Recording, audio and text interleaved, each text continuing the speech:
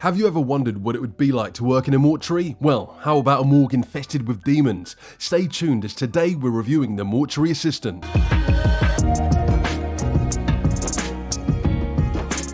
You'll be playing as Rebecca, who's finalising her internship within mortuary science. When Rebecca reveals she'll be carrying out work in the Riverfields mortuary, her grandma has some concerns due to deathly rumours surrounding the location. Rebecca lets her grandma know there's nothing spooky going on and receives a cross pendant to keep her safe.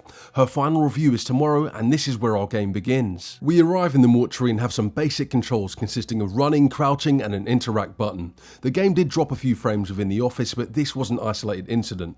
Mr. Delver, the owner of the mortuary, gives us a brief introduction on how to retrieve and move bodies from the storage. You'll need to record the patient's details as well as injuries on your clipboard.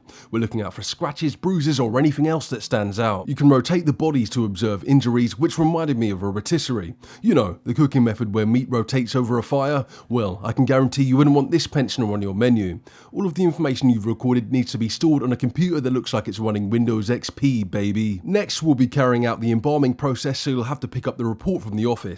The embalming report lists each step that needs to be carried out, including wiring the jaw shut, inserting eye caps as well as draining blood from the body. There's several more tasks, but you get the idea, so I don't need to go in that much detail. During the embalming process, this old bag appears to turn over, but we must be seeing things right. I mean, she is dead after all. Oh, and did I notice our mentor defying the laws of physics by teleporting over to us? Some bottles also mysteriously got smashed despite no one being near them, but we're told it's nothing to be concerned about. Sometimes we get chemicals that haven't been stored properly. It's revealed that the mortuary is indeed infested with demons, with them being bound to a certain body.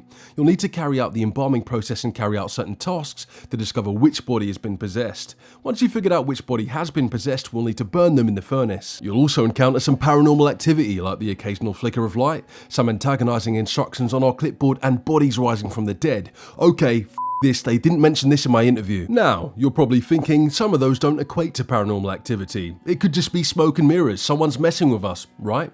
Well, try and explain these doors opening and closing, our vision becoming impaired as well as this guy. Finding which body is possessed by a demon is only one part of the process. We'll also need to discover their name to expel them. To do this, you'll need to use these lettering strips to reveal sigils. When Rebecca gets close to a sigil, the strip will start to burn, and when you get close enough, it will set alight with the sigil appearing on a wall. Once you've located all of them, with there being 4 in total, you'll need to cross-reference them against names that are stored on the Windows XP computer.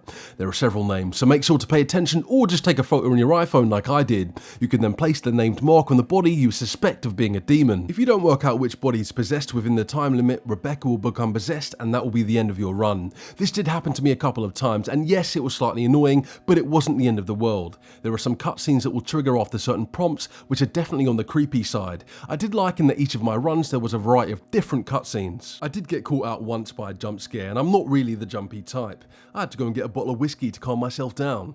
Was that an excuse to drink? I don't even know anymore, man. After my third attempt, I was able to finish the shift, and this did feel rewarding. I was expecting the game to continue, but was surprised as I'd actually completed the game. But don't be concerned, as there are 6 different endings that you can receive. You'll have to carry out a variety of tasks to proc these alternative endings, which do promote further exploring of your surroundings. This explained why I saw different cutscenes in each of my runs, as I'd unknowingly done something different. You can track all of your game's metrics, including how many shifts you've completed, demons banished, as well as the number of endings that you've unlocked. For those of you looking for a mortician simulator, the game has you covered with embalming mode. Here you can embalm bodies without the fear of being possessed or any story elements. You can change your background theme, which is a minor adjustment, but hey, it's there. I did find this stapler defying the laws of physics, as well as this binder. Frames were dropping when rotating the body, but apart from these nitpicks, the game ran fine. When you're finished with the bodies, you can head to the exit to end your shift. Graphically, the game doesn't look spectacular, but it's passable. But saying that, I'm pretty sure the devs weren't going for a graphical masterpiece. There's no music in the game, but rather an ambient, so that you can pay attention to the other strange noises going on. There's also no walking or running noises, which did stand out to me, but again, this isn't a game breaker. As of writing, the game has a positive rating on Steam with over 5,000 users leaving a review. OpenCritic lists the game as strong with an average score of 77, and Metacritic lists the game as mixed with a critic score of 74. It took me approximately 4 hours to complete the game, as it took me 3 attempts. I paid $20 for the game, or £16, and I'm okay with the price point. I've read that the game can be completed in less than an hour and a half, and those numbers do make sense. If you're striving to see all of the endings, then there's plenty plenty of gameplay for you, and you will get your $20 of value from the game. The inclusion of embalming only mode for a mortuary-like simulator is also a big plus. Ladies and gents, subs and non-subs, thank you for watching. If you enjoyed the video, you know what to do. You've heard it all a million times. All of my socials can be found in my description. And remember, I'll never be a real YouTuber until I've released an apology video. Or two. That's all, guys. Peace out.